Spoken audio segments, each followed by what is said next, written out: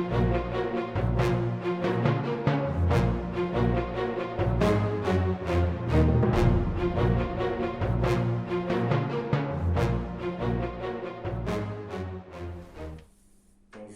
bonsoir, bien-aimés en Christ Jésus. Bonjour, bonsoir à tous les amoureux de Jésus-Christ, à tous ceux qui aiment le Seigneur notre Dieu. Je m'appelle Corneille Piana Mouimbinamama, pasteur de l'église Rocher de la Paix à Bruxelles, en Belgique.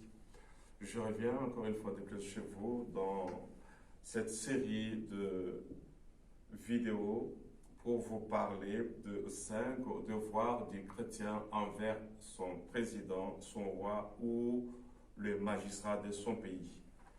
L'émission s'intitule qui est La Bible nous parle. Chrétiens, chrétiennes partout où vous êtes, particulièrement vous tous de la République démocratique du Congo, les chrétiens bien sûr, les chrétiens d'origine congolaise qui sont dans la diaspora. Bonjour, bonsoir à vous tous. C'est avec un réel plaisir que je vais partager avec vous une portion de la parole de Dieu. Le thème de base, c'est 2 Timothée 3, 16, qui dit « Toute parole est inspirée. » Inspirée par qui? Inspirée de Dieu. Et utile pour enseigner. J'essaie de m'enseigner moi-même, de comprendre, de méditer et d'aider les autres à méditer cette parole. Pour convaincre, j'essaie peut-être de convaincre, mais je ne saurais pas convaincre tout le monde. Mais le Saint-Esprit vous convaincra de ce que vous faites. Comme il est dit dans Jean 16, verset 8, le Saint-Esprit vous convaincra du péché. Parce qu'ici, il est question du péché que les chrétiens commettent en insultant le président, en faisant ce que même les païens ne font pas. Toute parole est inspirée de Dieu et utile pour enseigner, pour corriger, pour convaincre, pour instruire dans la justice. C'est dans la justice et avec amour que je m'adresse à vous, sans bousculer la conscience de qui que ce soit, sans vous insulter, mais je prie que le Saint-Esprit de Dieu nous aide à comprendre ces choses. Le troisième devoir du chrétien envers son président, est celui-ci. Les chrétiens doivent prier pour son président, les chrétiens doivent prier pour son roi, les chrétiens doivent prier pour leurs magistrats. Donc les chrétiens doivent prier pour les autorités. Et je veux dire cela au singulier, les chrétiens doivent prier pour son président, pour son roi et pour les magistrats de son pays. Pourquoi prier?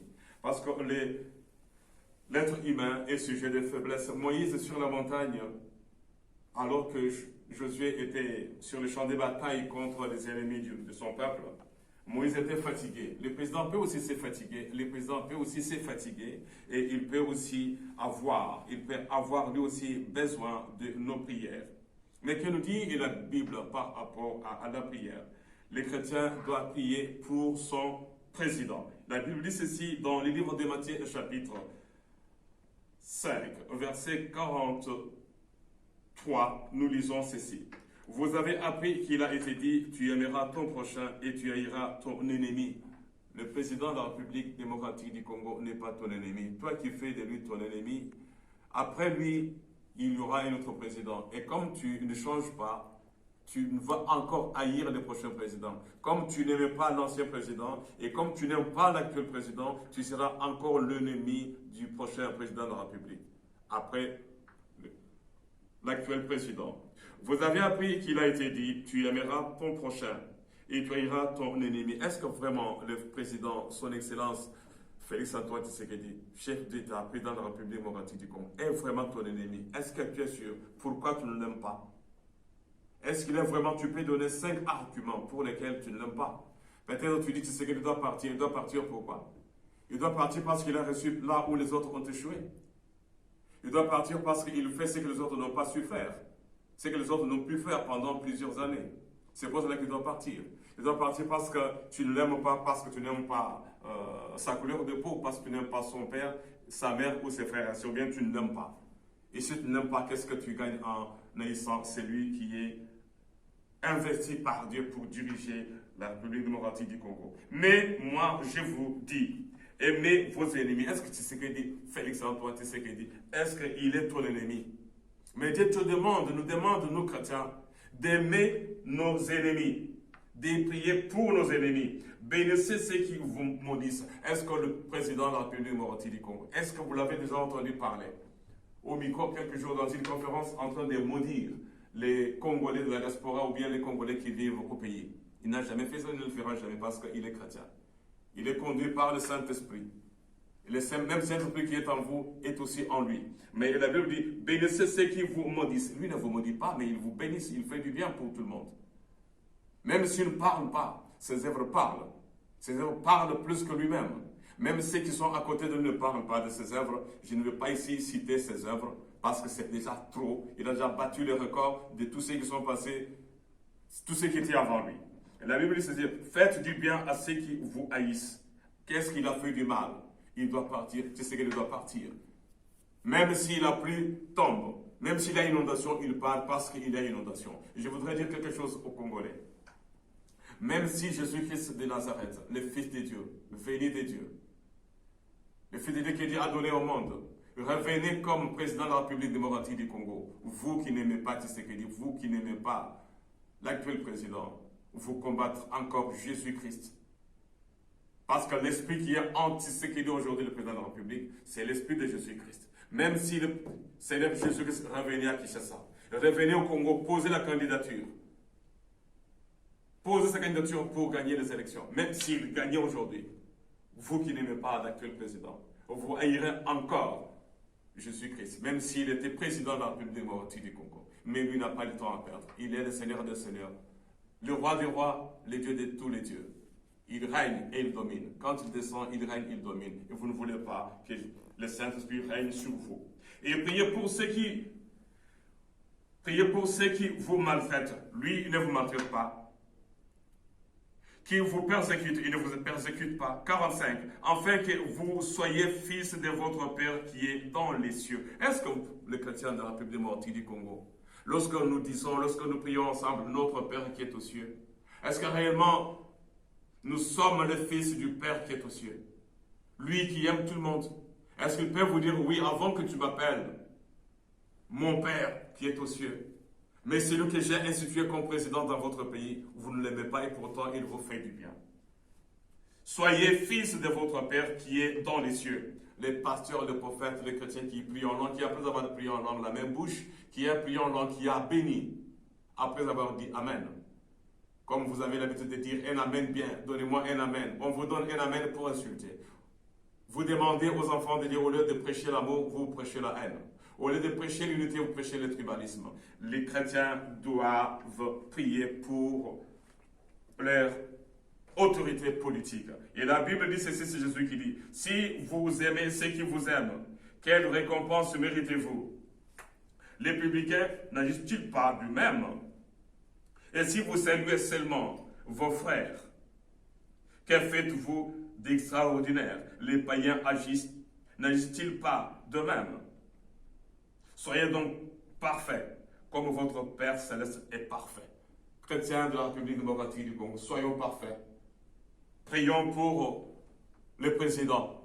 Moïse qui était appelé par Dieu, comme lui, président Félix Antoine Tshisekedi, est appelé aussi par Dieu pour régner, pour présider, pour gouverner. Lui aussi, il est appelé par Dieu.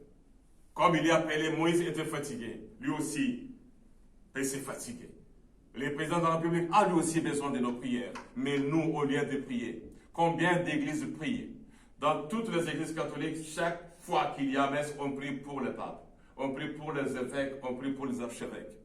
On demande à Dieu de le bénir. Et dans nos églises, au lieu de prier pour le président, les pasteurs insultent, les chrétiens insultent. Dieu vous interpelle et vous dit, priez pour celui que j'ai placé à la tête de votre pays. Si vous ne priez pas, la Bible dit ceci, si vous ne priez pas, son salut, son soutien viendra de l'autre côté si vous ne voulez pas le soutenir dans la prière. Il y a même une seule personne quelque part qui prie pour lui, pour que le Seigneur le protège de tout mal et que toutes les armes forgées contre lui soient nulles et sans effet. Et ces armes, je vous l'ai dit, sont et seront toujours nulles et sans effet. Et vont retourner là où elles proviennent.